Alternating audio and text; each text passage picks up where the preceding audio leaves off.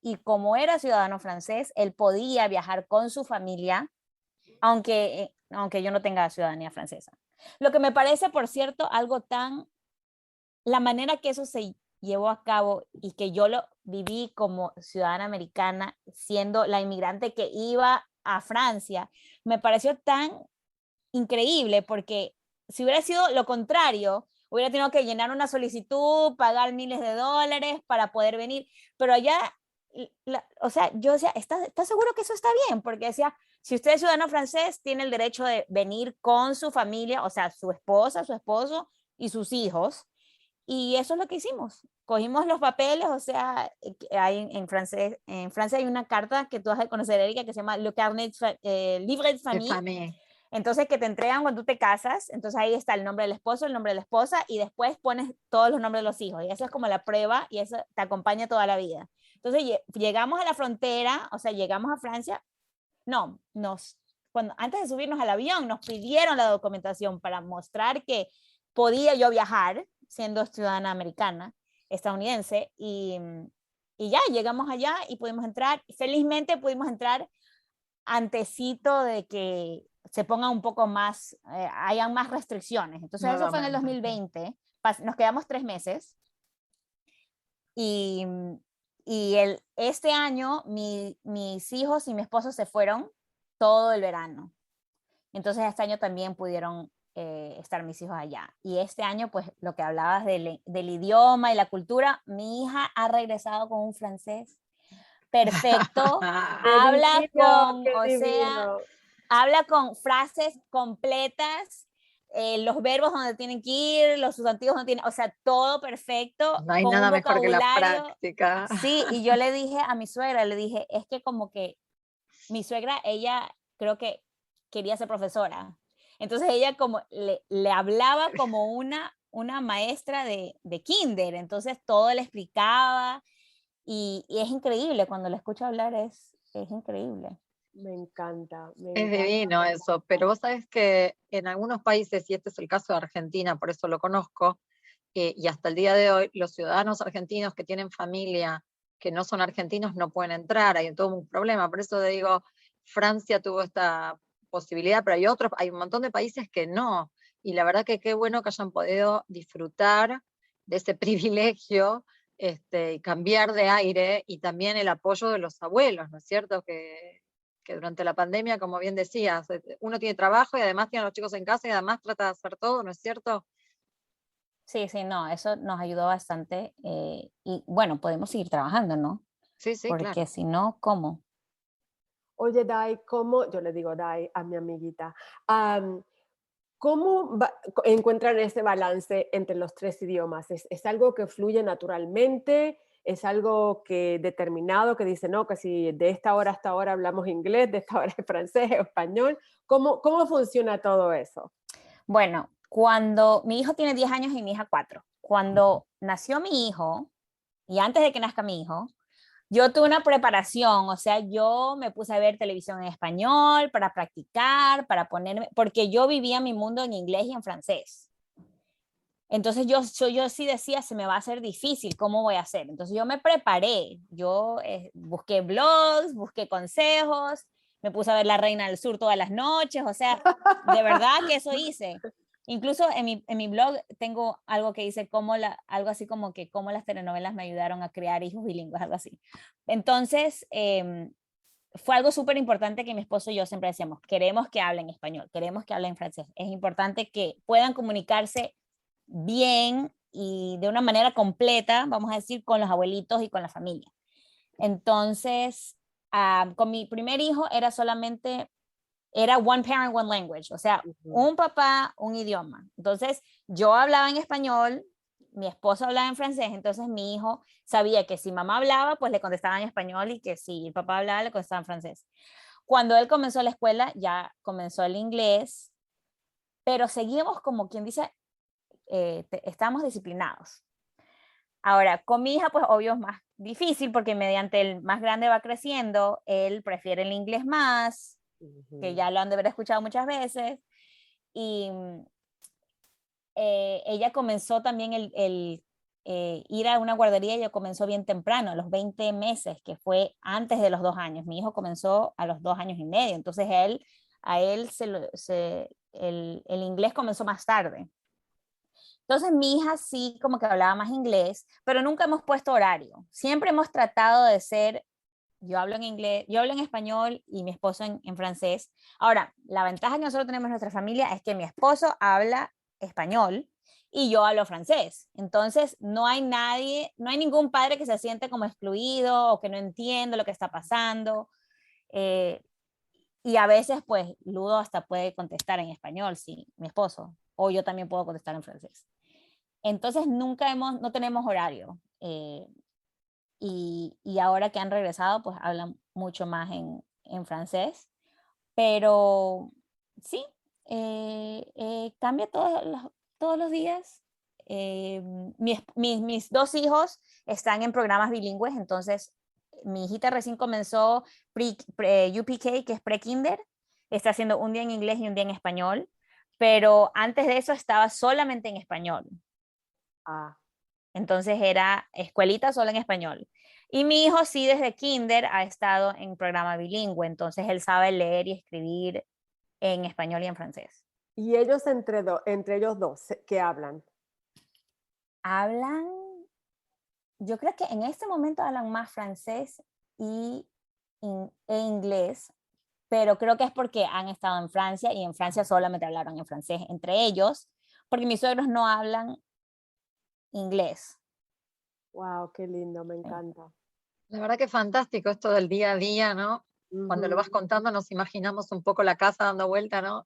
Con los chicos y en el día a día poder hacer este intercambio de idiomas y además lo que comentás, que es fantástico, esto de que tanto vos hablas el idioma materno de tu marido y él habla el tuyo, entonces como que me imagino la dinámica, los idiomas, la cultura, y aparte vos la conoces muy bien, estuviste viviendo y trabajando ahí, entonces qué lindo, la verdad es que me parece, me imagino un poco la dinámica del hogar y me parece fantástico.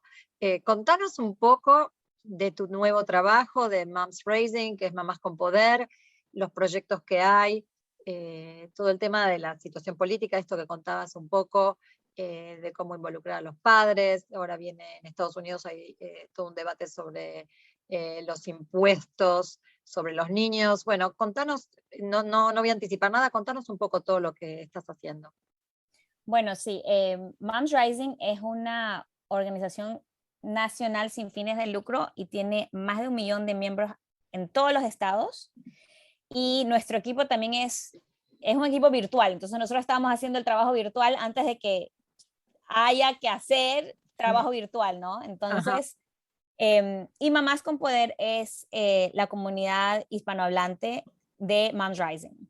Entonces, yo he estado involucrada con Moms Rising, antes era voluntaria, después fui bloguera, después pues tomé algunas acciones. Mari, tú y yo creo que trabajamos Sí, yo he trabajado en varios proyectos y me encantan. Sí, exactamente. Creo que en la educación bilingüe, ¿verdad? Sí, hicimos videos también, la campaña antes de votar. Yo estuve envuelta en esa campaña. Me encanta. Sí, Latinas Votan y Latinx Votan, sí. Entonces, bueno, organizamos a las madres, Mamás con Poder, las madres latinas en español, y a que tomen, que alcen sus voces, que tomen acción en temas de importancia para la familia, como permisos familiares pagados, el cuidado infantil que sea económicamente accesible, que es la campaña en la que yo trabajo. Entonces yo soy ahora directora de campaña, y en Early Learning, que es la educación temprana, y he estado trabajando para justamente lograr que tengamos a nivel federal un cuidado infantil que sea más económico, porque si ya saben, pues súper caro. Claro, yo te voy a interrumpir acá porque nosotros tenemos audiencia de gente que nos escucha de otros países, muchísimos otros países, y como bien estábamos hablando, por ejemplo, de Francia, muchas de las cosas que suceden en países europeos, esto parece que hablamos de otro planeta, ¿no es cierto? Sí, Si sí. querés contar muy brevemente, justamente que acá no hay este apoyo del Sí. Estado como normalmente lo entenderíamos en otros lugares. Sí, Sí, sabes que es curioso porque cuando yo he tratado de explicar lo que yo hago, mi trabajo, a personas en Europa, es muy difícil, o sea, no, porque ni siquiera puedo decir I'm an activist, soy activista, porque eso no se entiende de la misma manera. Entonces, les tuve que decir, mi trabajo en Francia, por ejemplo, no existe, porque ustedes, todas las cosas por las que yo estoy luchando, por las que yo llamo al Congreso, por las que yo todo eso ya existe en Francia. Ustedes no tienen que ir a pedirle al Senado francés que les den cuidado infantil, porque ustedes ya tienen la crèche que vienen a hacer, que es el cuidado infantil a partir de 2 años. Entonces, sí, es bien curioso. Entonces, sí, entonces, por ejemplo, en los Estados Unidos creo que hay 3 países en el mundo, los Estados Unidos siendo uno de ellos, que no tiene permisos pagados de maternidad, lo que significa que, pues, que no hay, que das a luz y tienes que ir a trabajar. Acabo de leer una historia sobre una mamá que se fue a trabajar al día siguiente de dar a luz porque no podía, porque así era. Entonces, en los Estados Unidos pueden haber muchas cosas buenas, pero también desafortunadamente para las familias hay cosas que aún no existen, ¿no? Como permisos familiares después de que uno da luz, médicos. Hay una ley ahorita en los Estados Unidos, pero no es pagada, ¿no? Puedes coger 3 meses si es que trabajas en cierto tipo de compañía, pero no es pagado. Entonces, todo eso son temas por los cuales luchamos. Y la verdad es que sí ha habido cambio. Por ejemplo, cuando yo comencé a involucrarme en esto fue después de que nació mi hijo, y en el estado de Nueva York, porque también para las personas que nos escuchan de otros lugares, cada estado es diferente. Entonces, por ejemplo, yo vivo en Nueva York. Cuando mi hijo nació en el 2011, no habían permisos pagados para maternidad o para enfermedad, pero eso pasó y se hizo ley en el 2018. Entonces, ahora en el estado de Nueva York sí hay, pero en otros estados no hay. Entonces, no es algo que es a nivel nacional. Entonces, entonces, eso es lo que estamos tratando de lograr, una de las cosas por las cuales trabajamos. ¿Qué hay en estos permisos? También estoy pensando en días pagados de enfermedad. Eso tampoco no es ley, no es que todo el mundo Cuando yo era chiquita yo pensaba que todo el mundo tenía, porque mi papá trabajaba y tenía sindicato, lo que en inglés se llama un union, y yo pensaba que todo el mundo tenía eso, pero no. Entonces hay muchos apoyos que las familias necesitan que no son la realidad aquí en los Estados Unidos. Bueno, y el maternity leave también, ¿no? No sé cómo se dice en español, Erika. Sí. El permiso de maternidad. Sí. Y ni hablar de paternidad, que en Europa los padres también pueden tomárselo. Acá todavía no se lo pueden casi tomar las madres, así que sería como una utopía casi hablar del de paternidad, ¿no, Diana? Pero siempre suena como tan loco, ¿no? Sobre todo en un país como Estados Unidos, que todavía todos estos derechos no se hayan reglamentado, y por eso me parece tan importante esto que decís de que hay que involucrarse, porque son cosas que nos atañen muy, muy directamente a todas las familias, o sea, antes o después de tener los hijos, o siendo abuelos también, ¿no es cierto? O sea, de una u otra forma estamos todos tocados por este tema, e involucrarse, como bien decís, desde algo muy sencillo seguramente, desde el barrio, nadie tiene por qué ser el candidato de la ciudad, ¿no? Pero desde pequeñas acciones, esto que comentás, me parece que es súper importante. Claro, y les voy a dar una manera súper sencilla, y es cómo yo empecé a involucrarme en este espacio, es compartir sus historias. Lo primero que yo hice, que fue cuando estábamos tratando de hacer que los permisos pagados para licencia de maternidad, etcétera, se haga realidad en el estado de Nueva York, yo creo que encontré algo en Twitter que decía compartan sus historias si no tuvieron acceso a permisos de maternidad, bla, bla, bla. Y yo mandé mi historia, dije, yo trabajo para una universidad muy grande y no tenemos, y bla, bla, bla. Conté mi historia y me contactaron.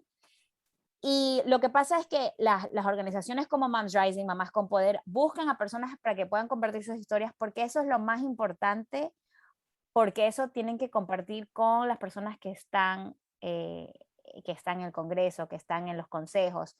¿Por qué? Porque yo te puedo enseñar una página,